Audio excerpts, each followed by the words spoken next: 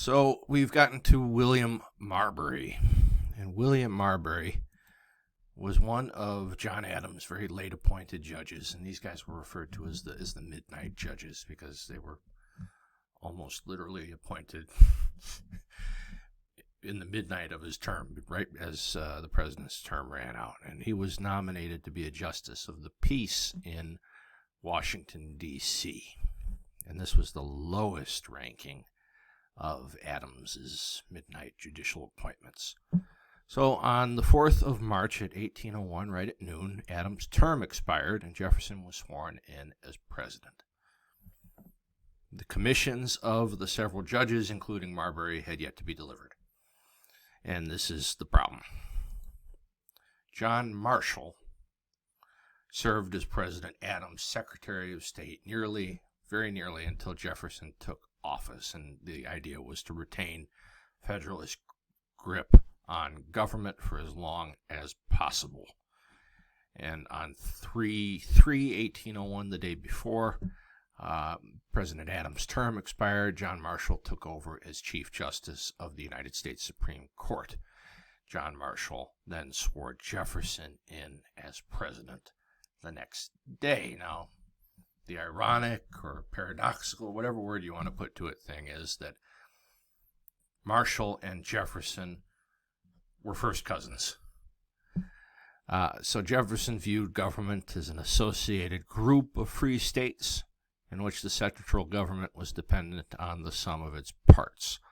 While Chief Justice Marshall wanted a strong federal government that was able to regulate the economy without consultation, with or without the approval of the states. So very different views. They both fought in the American Revolution for freedom from Britain. They're in the same family, quite literally, and they have these night and day views on what the government should be doing.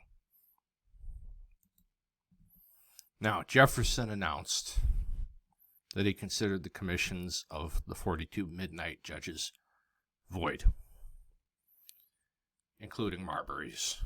And this act of the new president's was justified by the fact that the commissions hadn't been delivered to any of the judges by the end of Adams's last day in office, which was, when they should have been delivered. They should have been delivered by the time ran out the second Jefferson started being sworn in. So James Madison was appointed by Jefferson to be Secretary of State, and he was directed by President Jefferson not to hand over the commissions to any of the appointees, and the power struggle ensues here. These non-commissioned yet appointed and confirmed federal judges, like Marbury took his lawsuit directly to the Supreme Court pursuant, again, we come back to the Judiciary Act of 1789. Now, bringing the suit directly to the Supreme Court was Marbury's unknowing fatal error.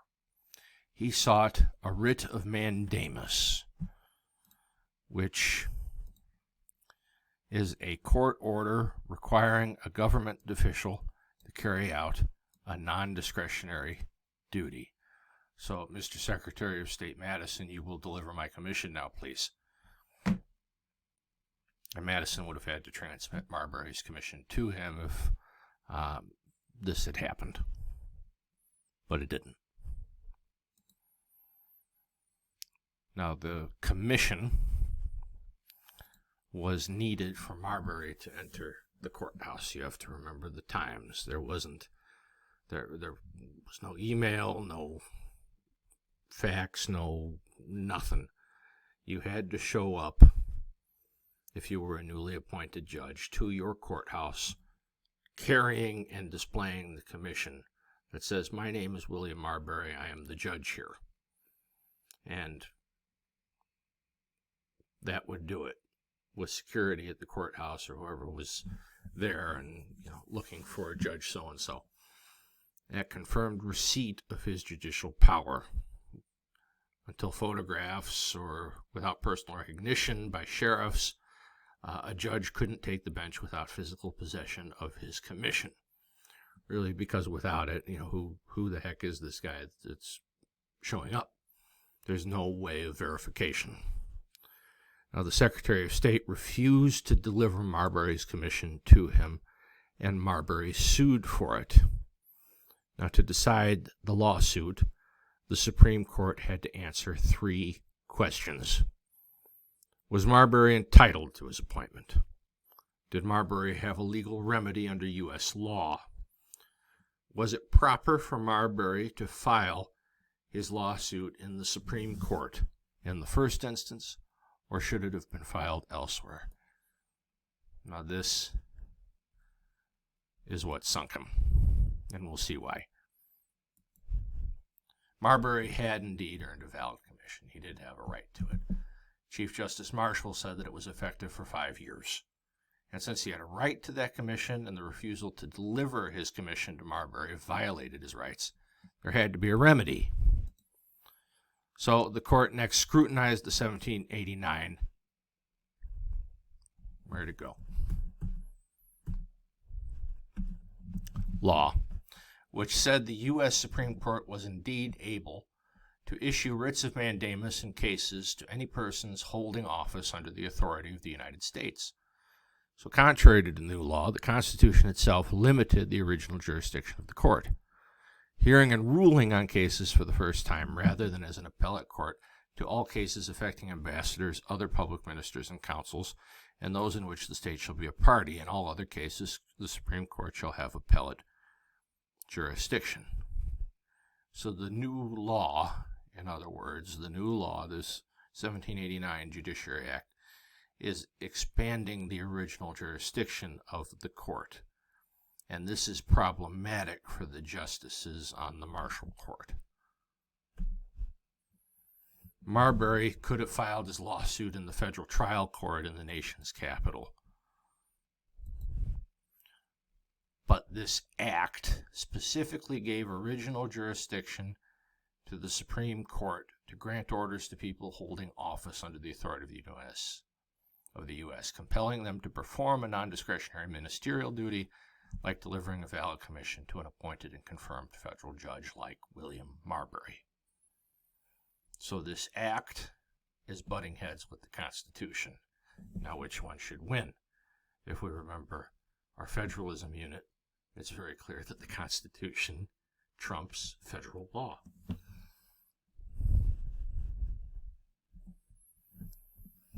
So can Congress give the Supreme Court original jurisdiction to hear a case when the Constitution doesn't? No. If not, would the distribution of jurisdiction in the Constitution be form without substance, as Marbury famously asked? Now, how would this conflict be resolved, and who should resolve it? That's the big question here.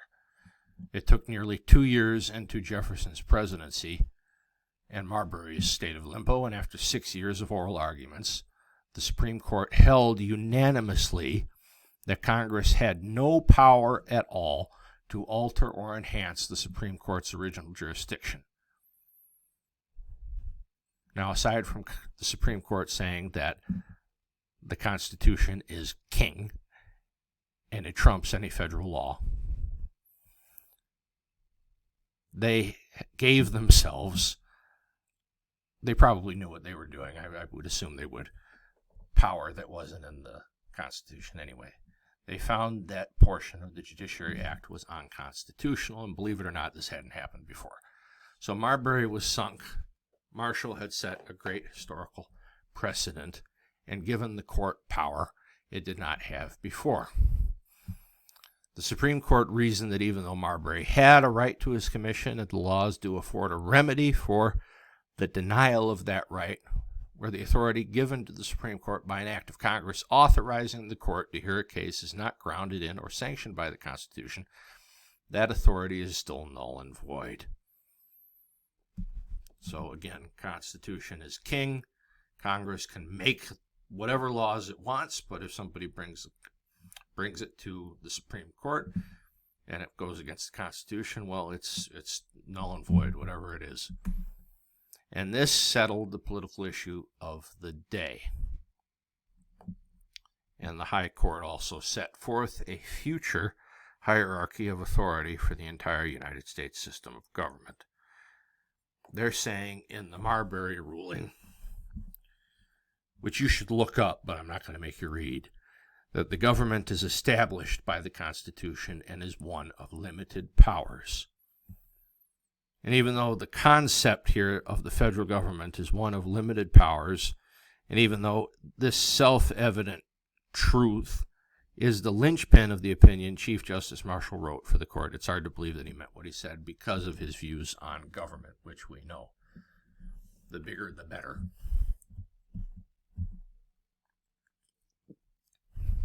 Marshall spent the rest of his career finding clearly disingenuous, historically accurate, highly questionable justifications for ruling the federal power is not limited. So he spent the rest of his career trying to walk this back. Wasn't successful.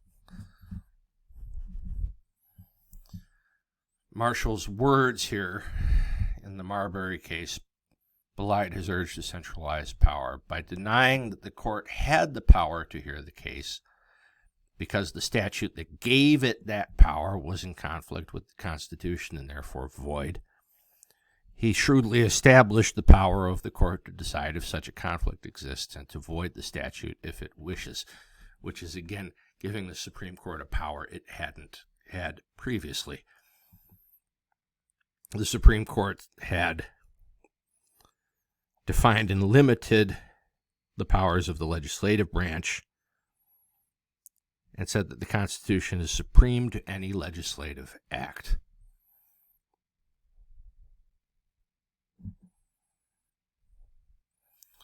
They can negate any such act of Congress if it is repugnant to the Constitution. Now, to remind you again, the Supreme Court just can't go around negating acts of Congress. Somebody has to bring whatever act to them, or the act has to work its way up, and the Supreme Court has to agree to hear the case before they can do anything, which is why John Jay got so frustrated. So Marshall says that Congress is only a creature created by the Constitution and should not be allowed to trump its creator. So Congress shouldn't be allowed to become greater than the Constitution by telling other branches of government what it can and cannot do. And it's also Marbury versus Madison, arguably, although I do think it is the most important court decision in American history because it created judicial review, which I would know for the next test.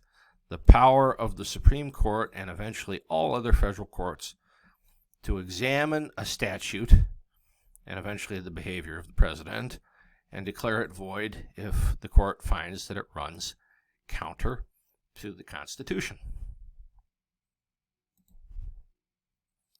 It is the very essence, and this again, judicial review, this is the power that the Supreme Court gave to itself. So the words about Congress is only a creature created by the Constitution, substitute Supreme Court. I mean, make your own minds up about judicial review. But you could say it's a little hypocritical. So it is the very essence of judicial duty to decide if two laws conflict, which shall supersede, and whether any law conflicts with the Constitution, which is superior and must prevail, says Chief Justice John Marshall. And the argument that he makes there is consistent with the natural law principle that the creature cannot negate the acts of its creator. So the Constitution created Congress, the Supreme Court, the presidency, executive, legislative, judicial, and gave them this, and the other power. So Congress can't go and enhance the power of the presidency or the Supreme Court. Congress can't, the executive rather can't enhance the powers of Congress or the Supreme Court. The Supreme Court can't enhance the powers of the other two.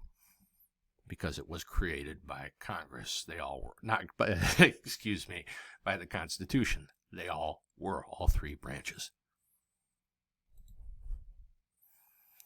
This was politically sticky, since this case ruling a law or a portion of a law unconstitutional has meant that the statute no longer has the power of law as though it never existed. And this also means that the Supreme Court granted itself the authority. Again, it didn't have it before. It granted itself the authority to declare the will of the people null and void if and when it contradicts the Constitution.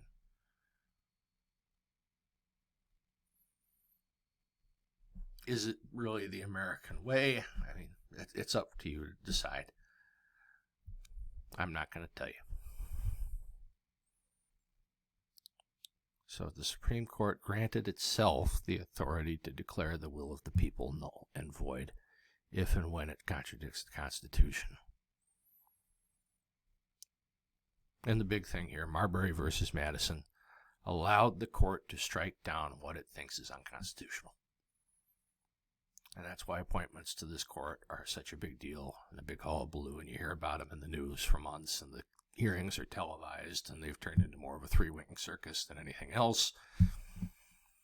It's important because these 9 justices have a ton of power, but only if somebody brings a suit that they decide to hear. And this is my source. The Constitution in Exile. This guy knows how to spin a yarn, tell a tale.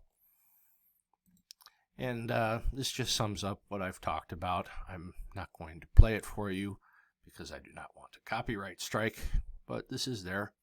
You should click on it. You should watch it. And we will come to the Roberts Court in the next part of this Supreme Court series.